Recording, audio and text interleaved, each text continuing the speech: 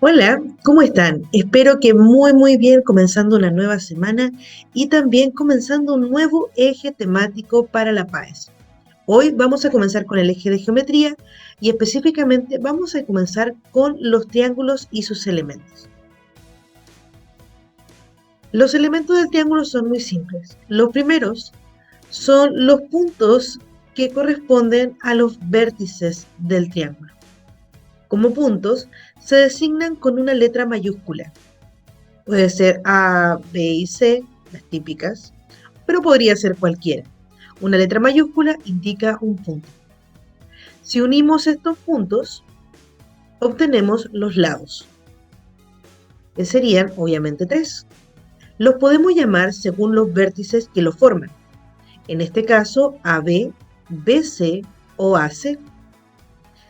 Pero también se puede llamar con una letra minúscula igual al vértice opuesto a él. Por ejemplo, si este es el vértice A, este lado sería el lado A minúscula. Si este es el vértice B, el lado opuesto, que sería AC, sería el lado B minúscula. Y si este es el vértice C, su lado opuesto sería el lado C. Generalmente, como les decía, se nombran con los vértices, pero en algunos casos también les asignamos letras minúsculas a los lados para hacerlo más fácil. Entre medio de cada dos lados, AC y CB, se forma lo que llamamos ángulo. Esta abertura de aquí se llama ángulo interior. Como triángulo, su nombre lo dice, es triángulo, tiene tres ángulos interiores. Los ángulos se pueden llamar según las letras de los vértices que lo componen. C, A, B, donde el centro o el vértice en este caso que queda donde queda el ángulo es el vértice del ángulo, entonces sería C, A, B. Este siempre va en medio. Si fuera este ángulo que está aquí en el vértice B sería A, B, C o C, B, A. Lo que importa es que este es el que queda en medio. ¿Ok? En este caso este ángulo sería ACB. Eso nos va indicando cuál es el ángulo específico al que me refiero. Ahora, generalmente los ángulos se designan por letras griegas. Alfa, beta y gamma en el caso del triángulo, aunque podría ser cualquier otra letra griega. Es una forma de indicar que estamos hablando de un ángulo. Específicamente, casi siempre en los triángulos usamos alfa, beta y gamma porque son las tres primeras, que son las más fáciles y las que todo el mundo se sabe.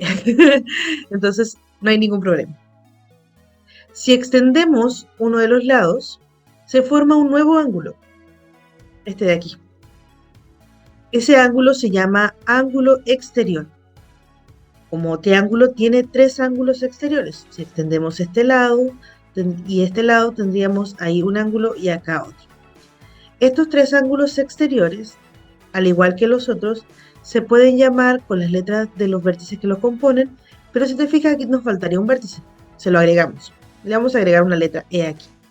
Entonces, este ángulo, por ejemplo, sería el ángulo EAC o podría ser CAB. Recuerda que lo que importa es que el vértice quede en medio. Ahora, si te fijas, eso nos deja muy claro de qué ángulo estamos hablando. EAC, que es distinto del CAB.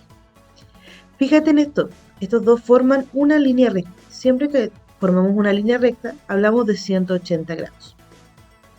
Como son ángulos, también los podemos llamar con letras griegas, delta, epsilon, teta. Ahí, a gusto del consumidor, creo yo, no se usan tanto, pero como ángulos se pueden llamar o por sus vértices o por letras griegas. Propiedades de los triángulos que todo triángulo tiene que cumplir. De aquí en adelante estas cosas son ley para nosotros y no se nos tienen que olvidar. Lo primero es la desigualdad triangular. Para que exista un triángulo, tiene que cumplirse que un lado no puede ser menor que la resta de los otros lados y no puede ser mayor que la suma de los otros dos lados. Me explico.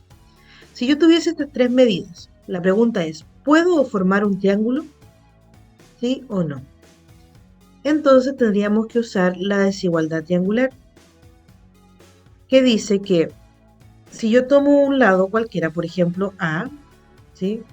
A tiene que ser mayor que la diferencia de los otros dos lados. O sea, 35 menos 15 es exactamente 20. Y 20 no es menor que 20. Por lo tanto, no podríamos formar un triángulo con estos lados.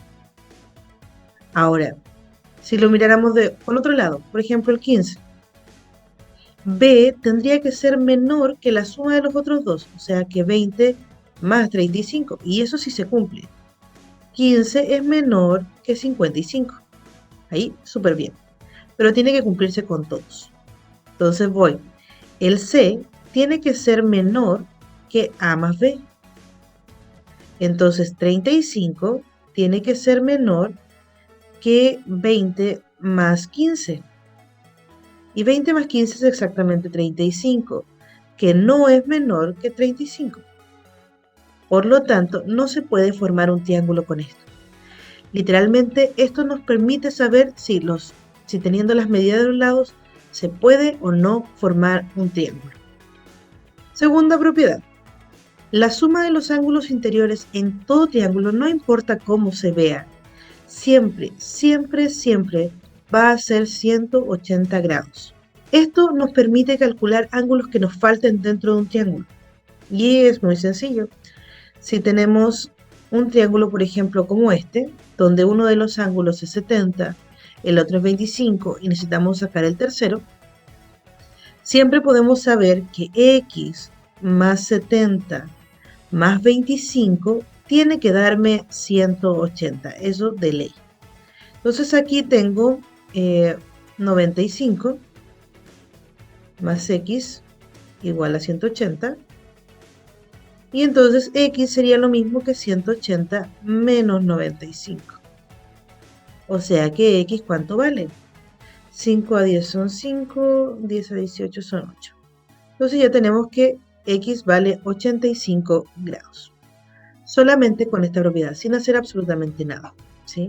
Es muy, muy sencilla y hay que aprendérsela muy bien. Siguiente propiedad. Cuando hablamos de ángulos exteriores, ¿recuerdan que les dije que formaban una línea completa?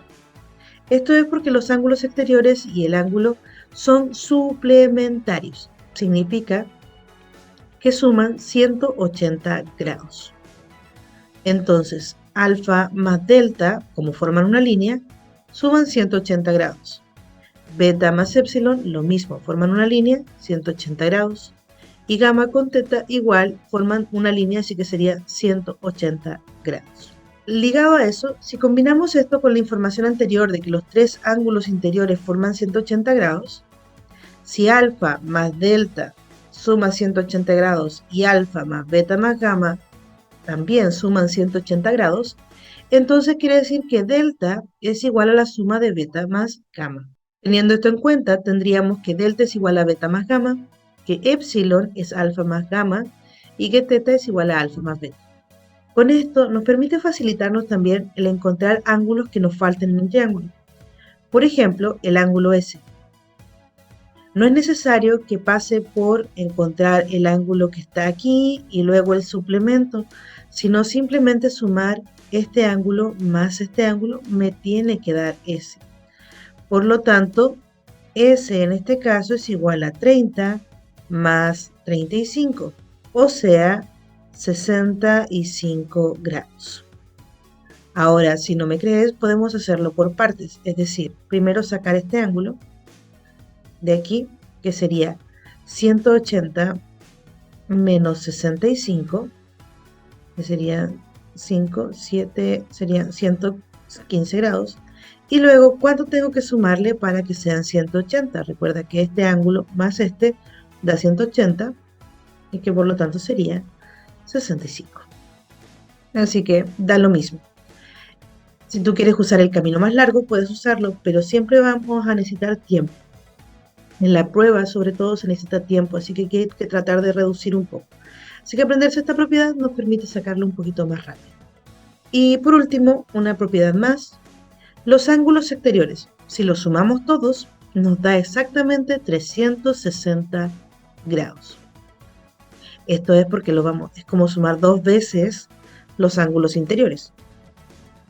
Por lo tanto, nos permite calcular cosas como esta, donde tenemos los 3 ángulos exteriores, pero los tenemos en una forma algebraica. Por lo tanto, para poder calcularlo, utilizamos esta propiedad. Y nos quedaría algo así. Este ángulo que es x más 3, más este ángulo de aquí que es 4x más 13, más el último ángulo exterior que es 2x menos 6, tiene que darnos siempre 360 grados. Esto es independiente de cómo se vea el triángulo. Y aquí esto es una ecuación lineal, así que sería x más 4x más 2x serían 7x. 3 más 13 son 16, menos 6 sería más 10, y eso es igual a 360. Restamos 10 y nos quedaría que 7x es igual a 350. Dividimos entre 7 y tenemos que x es igual a 50. Esto no nos da la medida del ángulo, pero nos dice cuánto vale x. Por lo tanto, este ángulo de aquí sería 50 más 3, 53 grados. 2 por 50 serían 100. 100 menos 6 serían 94 grados.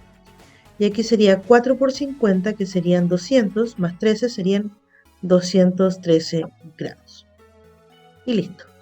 Ejemplo de ejercicio. Este ejercicio viene de la PSU 2007 y es el ejercicio 38. ¿Cuánto mide el ángulo X en el triángulo ABC de la figura 4? Ahí tenemos la figura 4. Analicemos el ejercicio y tratemos de resolverlo. Fíjense que aquí tenemos 3 triángulos. Un triángulo ABC, un triángulo ADC, un triángulo BDC. ¿Ok? En los 3 triángulos se cumple que la suma de los ángulos interiores es 180 grados. En el triángulo ADC, el 96 grados es un ángulo exterior. El ángulo exterior es igual a la suma de los otros 2 ángulos interiores, es decir, alfa más 2 alfa nos da 96 grados. Tenemos entonces que 3 alfa es igual a 96 y por lo tanto alfa sería igual a 32. Ese es el valor de alfa. El que necesitamos es el valor de x. Pero como alfa también está aquí, este mide 32. Y sabemos que en todo triángulo la suma de los ángulos interiores es 180. O sea, x más 96 más 32 tiene que darme 180 grados. Sumo, 3 más 2 son 8, 9 más 3 son 12. Entonces nos quedaría que x es igual a 180 menos 128. 8 a 10 son 2, serían 52 grados. Este sí sería el valor de x y por lo tanto la alternativa correcta sería la D. Y eso es todo por hoy. Espero que haya quedado más o menos claro. Hay ejercicios en la descripción del video, traten de hacerlos. Es un poco difícil, estuve tratando de hacer la resolución de la forma más clara para mañana y está un poco complejo poderlo explicar bien de forma escrita. Por lo tanto, vamos a buscar métodos para que se pueda ir entendiendo mejor la resolución de los ejercicios. Que tengan un excelente día, un excelente comienzo de semana y que todo vaya súper bien. Ánimo, todavía queda. Nos vemos. Chao, chao.